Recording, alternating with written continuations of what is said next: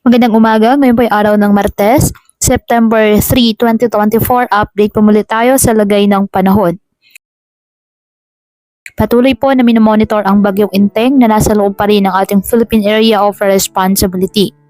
Nagdadala ito ngayon ng mga pag-ulan sa maraming bahagi ng ating bansa kasabay po ng hanging habagat o southwest monsoon na kung saan pinalakas po ng nasabing bagyo. Inaasahang lalakas pa ang bagyong Inteng bilang severe tropical storm category. Patuloy nakikilos ang bagyo patungong Kanluran, Hilagang Kanluran habang bumibilis at inaasahang lalabas ng ating Philippine Area of Responsibility pagsapit po ng Miyerkules ng gabi hanggang Huwebes ng madaling araw. Nakakaranas naman po ng mga pag-ulan ngayon ang maraming bahagi ng ating bansa na dulot pa rin po ng bagyo at ang pinalakas nitong habagat.